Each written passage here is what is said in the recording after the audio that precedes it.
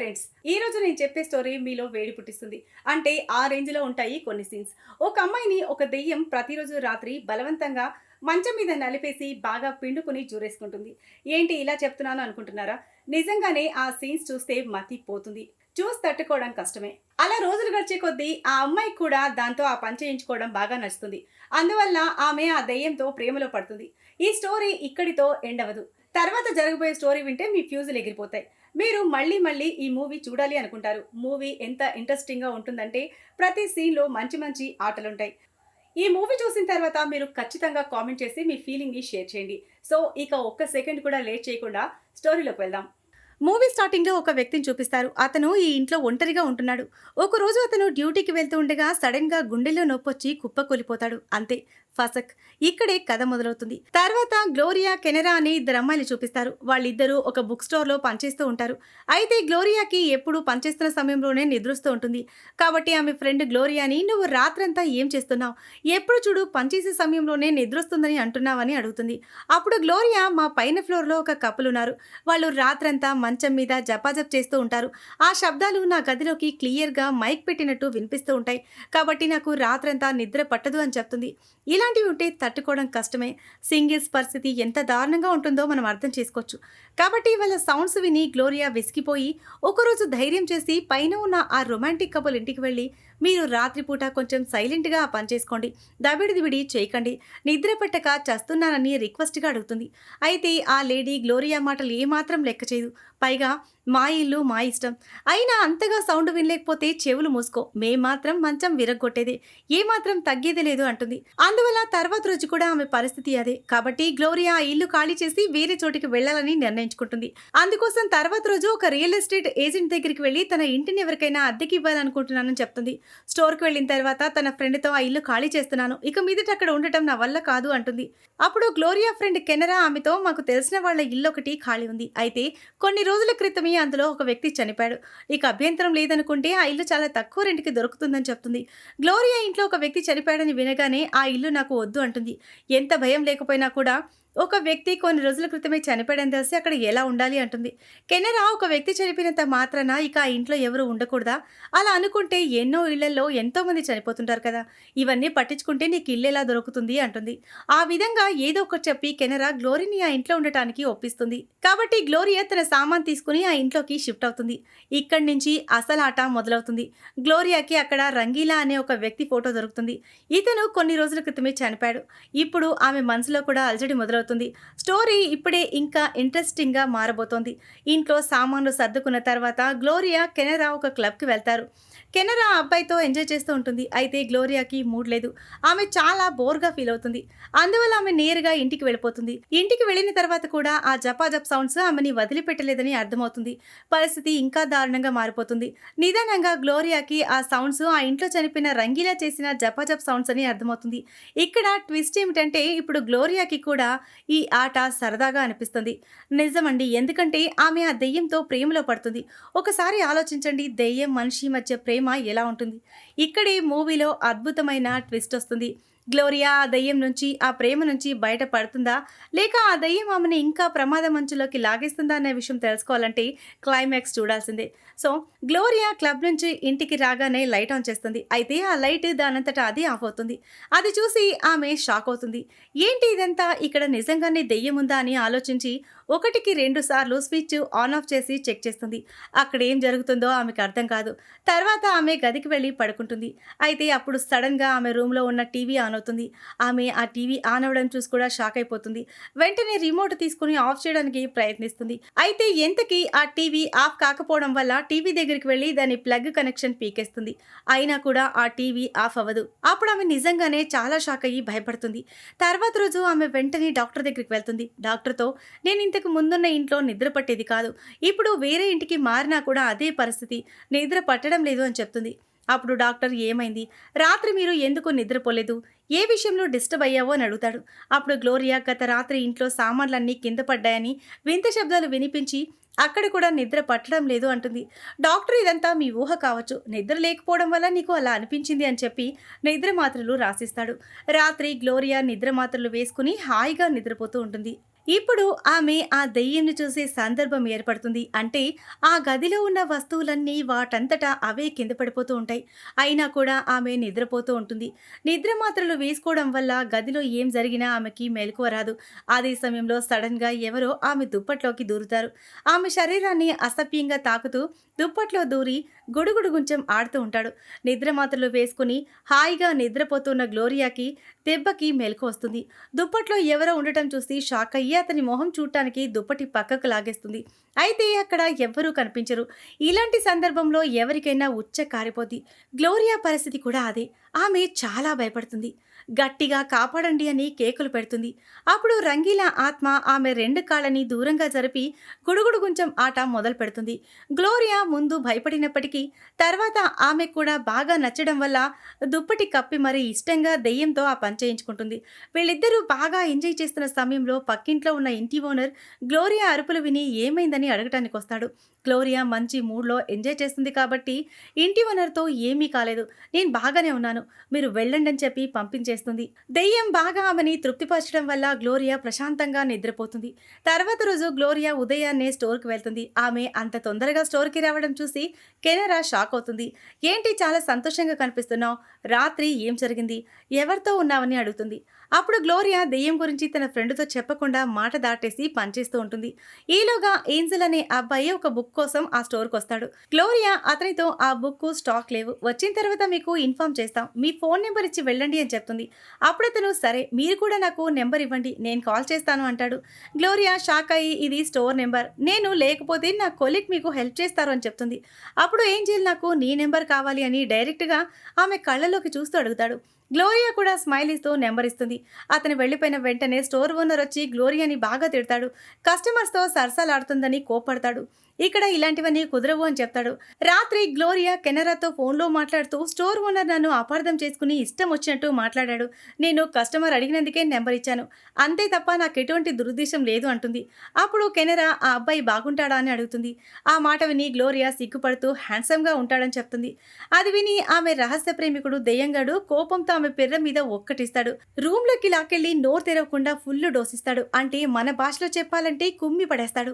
ఇప్పుడు ఇదంతా చాలా నార్మల్ అవుతుంది. అంటే గ్లోరియా దెయ్యం ఇద్దరు కలిసి ఇష్టంగా రొమాన్స్ చేస్తూ ఎంజాయ్ చేస్తూ ఉంటారు. ఒకరోజు రాత్రి ఆమె కిచెన్‌లో పనిచేసుకుంటూ ఉండగా దెయ్యంగాడు వెనక నుంచి వచ్చి ఆమె డ్రెస్‌లో చేతులు పెట్టి ఆటలాడుతూ ఉంటాడు. గ్లోరియా పెద్ద పెద్దగా అరుస్తూ ఆ మూమెంట్‌ని ఎంజాయ్ చేస్తూ ఉంటుంది. దెయ్యంగాడి దెబ్బకి పాప కిచెన్‌లో ఉన్న కబోర్డు షెల్ఫ్‌ని గట్టిగా చేత్తో కొడుతూ ఉంటుంది. ఆ శబ్దం పక్కింట్లో ఉన్న ఓనర్ విని తన హస్బెండ్‌తో పక్కింట్లో అమ్మాయి ఎందుకో అరుస్తోంది. వెళ్ళి ఆమెకి హెల్ప్ చేయండి. కొత్తగా వచ్చింది. ఏమైందో ఏంటో వెళ్ళి చూడని చెప్తుంది. మళ్ళీ ఇంటి ఓనర్ గ్లోరియా ఇంటి దగ్గరికి వచ్చి ఏమైంది? నువ్వు బాగానే ఉన్నావా? అని అడుగుతాడు. అసలే ఇటు పక్కన గ్లోరియా నరాలు తెగిపోయే పొజిషన్‌లో ఉంటుంది. కాబట్టి వాళ్ళతో కేకలు పెడుతూనే ఏం కాలేదు. నేను బాగానే ఉన్నాను. దయచేసి ఇక్కడి నుంచి వెళ్ళండి. నన్ను ఒంటరిగా వదిలేయండి అంటుంది. గ్లోరియా రంగీలా ఆత్మతో బాగా ఎంజాయ్ చేస్తుంది. ఇప్పుడు ఆమె చాలా సంతోషంగా ఉంటుంది. తర్వాత ఒకరోజు ఆమె ఏంజెల్‌తో డేట్‌కి వెళ్తుంది. చీకటి పడిన తర్వాత అతన్ని ఇంటికి తీసుకొస్తుంది. ఇంట్లో వాళ్ళు ఇద్దరు సాంగ్స్ పెట్టుకుని డాన్స్ చేస్తూ ఉంటారు. అప్పుడు ఆ ఏంజెల్ గాడు ఇదే మంచి సందని ఆమెని ముద్దు పెట్టుకుంటూ ఉంటాడు. ఇక్కడ ఇదంతా జరుగుతుంటే ఆ రంగీలా గాడు అదే ఆ ఆత్మ ఏం చేస్తుందని డౌట్ వచ్చింది కదా! వాడు కూడా అక్కడే ఉంటాడు. వీళ్ళ సరసాలు చూసి ఒళ్ళు మండి కిటికీ అద్దాలు పగలగొడతాడు.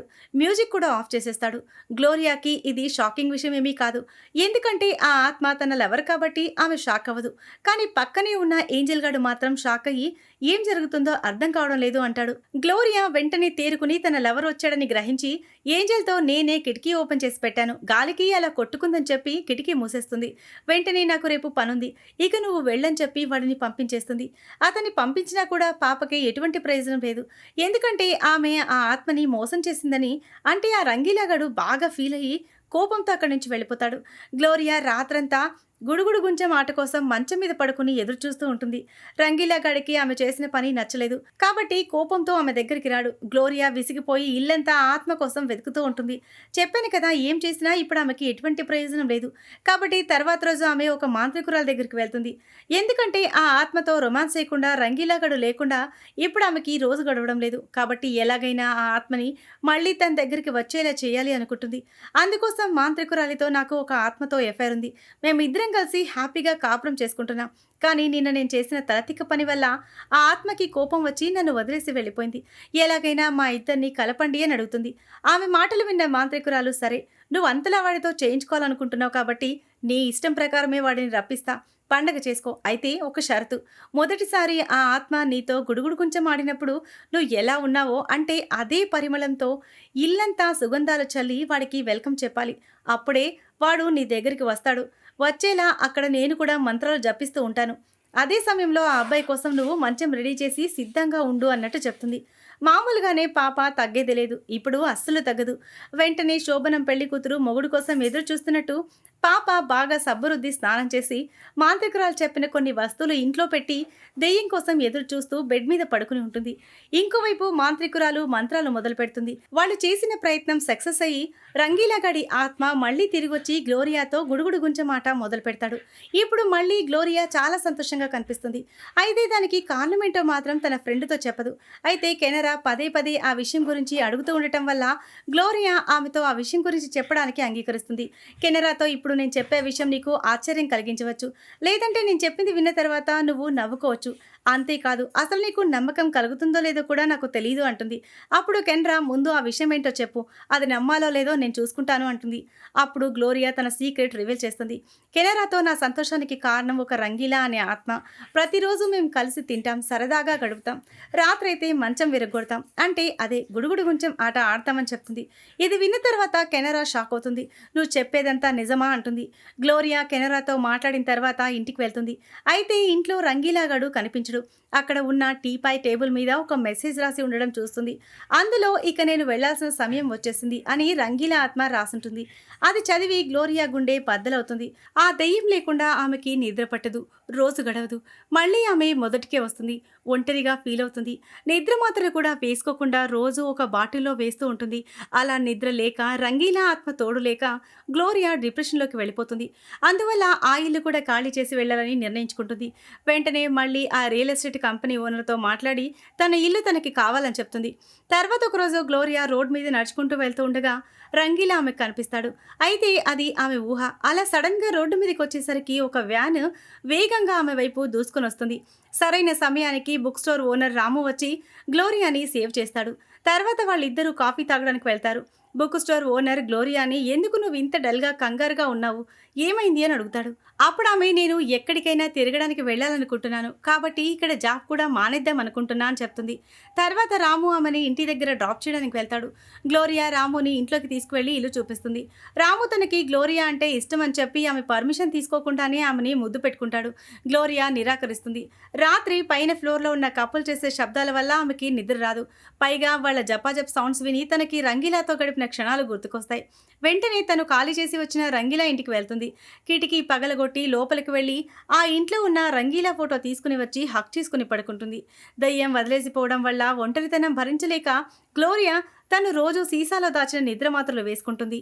ఆమె కళ్ళు మూతలు పడగానే ఆమె స్వర్గంలో ఉంటుంది. అక్కడ ఆమెకి రంగీలా కనిపిస్తాడు. ఆమె రంగీలాని హక్ చేసుకుంటుంది. అయితే ఆమె పూర్తిగా చనిపోలేదు కాబట్టి అతన్ని హక్ చేసుకోలేకపోతుంది.